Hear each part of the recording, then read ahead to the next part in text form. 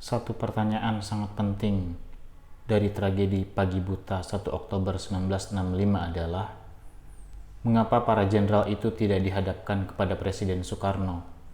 Logikanya, jika anggota Dewan Jenderal diisukan akan melakukan kudeta, mestinya dihadapkan ke Presiden Soekarno untuk diminta penjelasannya tentang isu rencana kudeta. Masalahnya tentu bakal menjadi lain jika para jenderal tidak dibunuh, tetapi diajukan kepada Presiden untuk dikonfirmasi.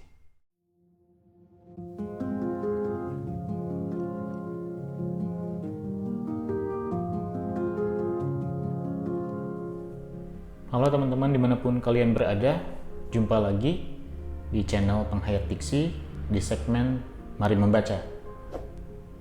Namun saya kira untuk segmen Mari Membaca kali ini akan terasa spesial dan terasa bersejarah karena salah satu sumber yang sangat penting saya kira untuk teman-teman baca, khususnya teman-teman milenial yang mungkin memiliki putus sejarah, putus literasi antara periode 60-an, Orde Lama ke Orde Baru.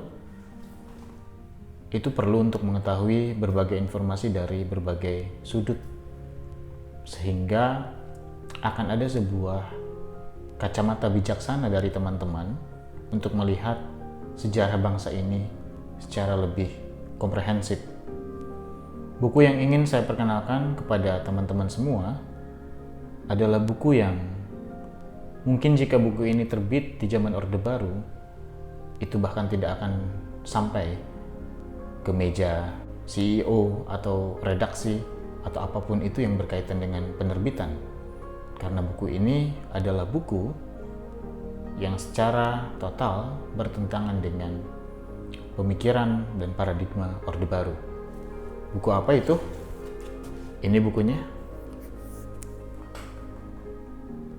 Kesaksianku tentang peristiwa G30S yang ditulis oleh Dr.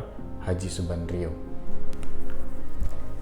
Buku ini lebih terasa sebagai sebuah catatan kesaksian seorang Subandrio yang mana pada zamannya, di zaman Orde Lama, beliau adalah salah satu tokoh paling penting di negeri ini setelah Bung Karno. Karena pada saat meletusnya peristiwa G30S, Dr. Subandrio menjabat 3 jabatan rangkap. Yang pertama sebagai Wakil Perdana Menteri 1, yang kedua sebagai Menteri Luar Negeri, dan yang ketiga sebagai Kepala Badan Intelijen Negara, kalau hari ini kita sebut sebagai BIN. 3 jabatan merangkap ini yang dijabat oleh Dr. Subandrio adalah 3 jabatan yang sangat kuat secara politik, sehingga saya kira Subandrio pada zamannya adalah tidak berlebihan kalau kita sebut sebagai orang nomor 2 setelah Soekarno.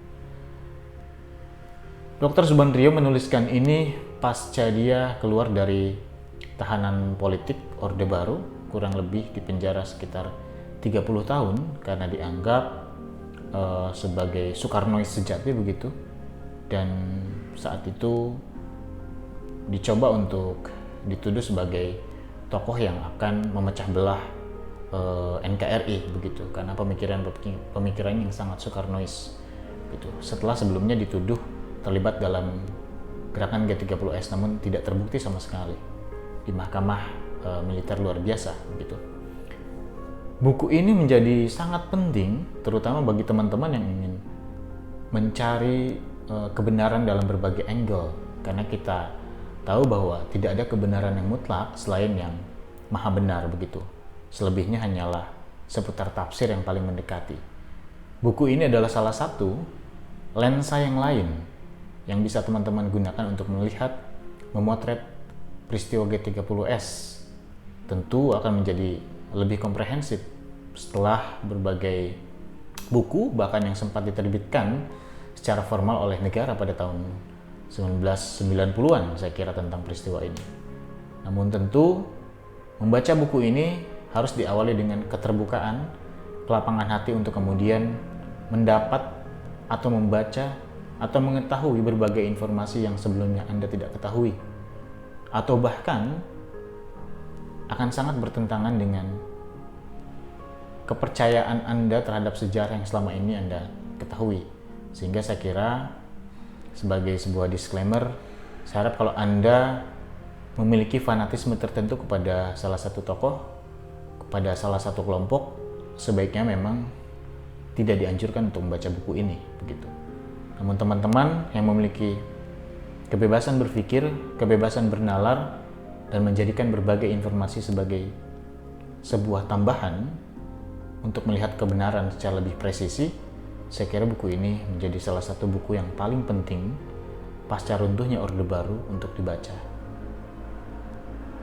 Kenapa buku ini penting untuk dibaca?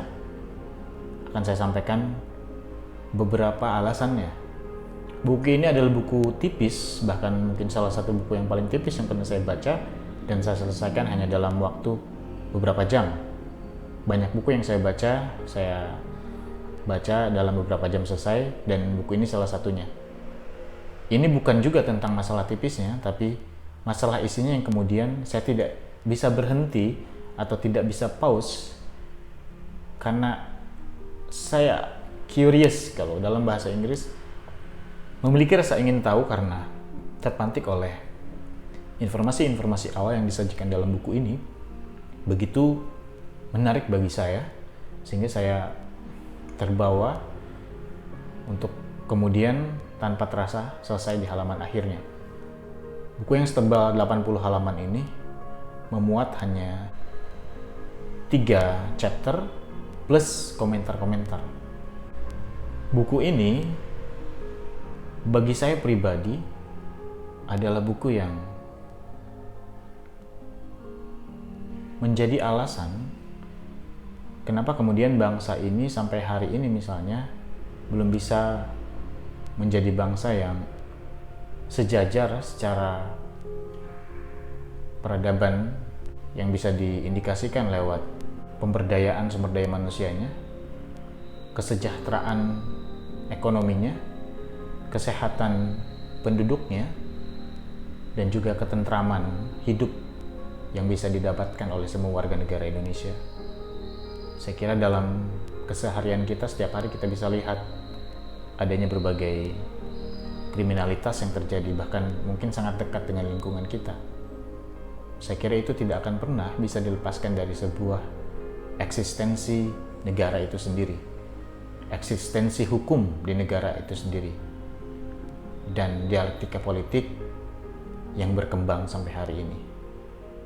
Buku ini adalah semacam kontra-argumen terhadap narasi Orde Baru yang memperlihatkan bahwa G30S A sampai Z. Buku ini mencoba memberikan angle lain yang mungkin lensa ini tidak banyak yang berani memakainya untuk kemudian bisa melihat masa lalu. Namun Dr. Subandrio dengan segala ketulusannya, saya tahu seorang Subandrio, kalau saya memposisikan sebagai seorang Subandrio mungkin memiliki dendam kesumat yang teramat sangat. Namun saya lihat Dr. Subandrio adalah salah satu manusia yang telah selesai karena sebuah penghakiman sejarah.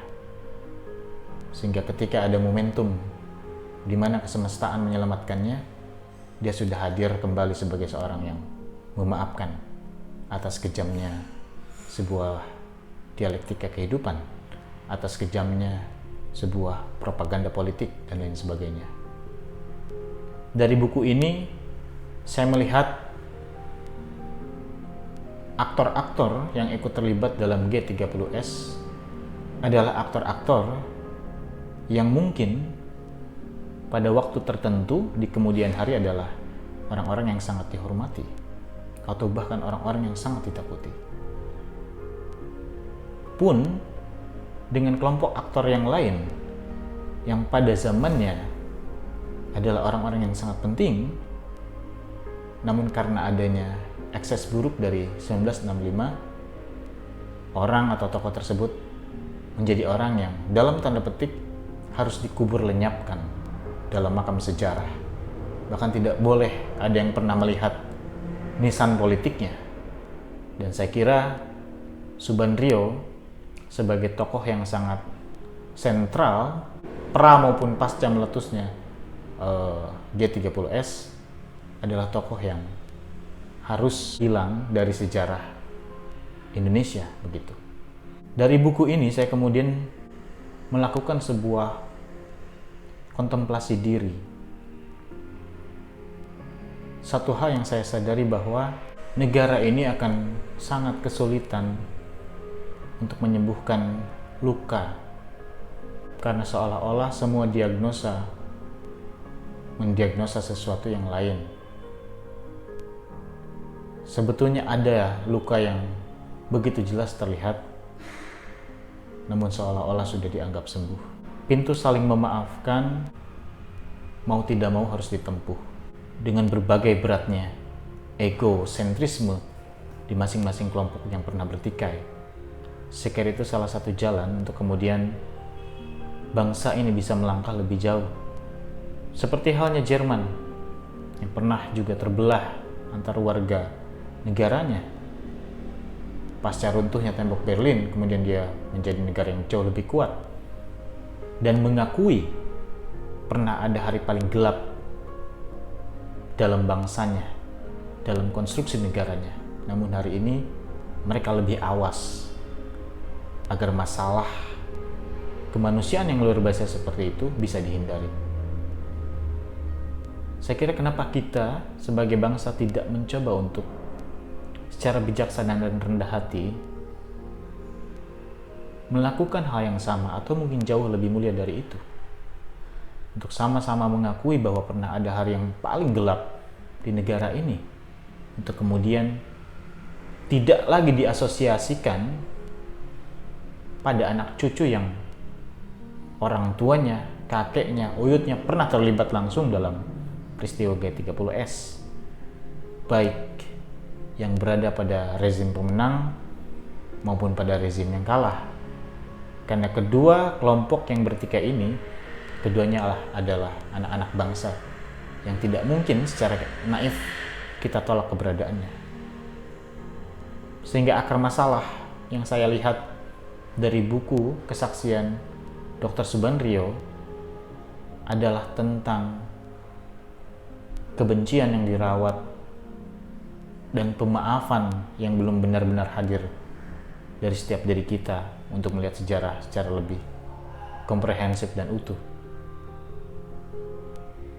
Adanya kembali berbagai diskursus untuk menggali 65 nampaknya belum mampu untuk mempertemukan di titik yang sama, titik pemaafan satu sama lain, titik sama-sama pernah kotor, titik di mana semua akhirnya bisa menerima keapa-adaannya sejarah, tidak mencari pembenaran,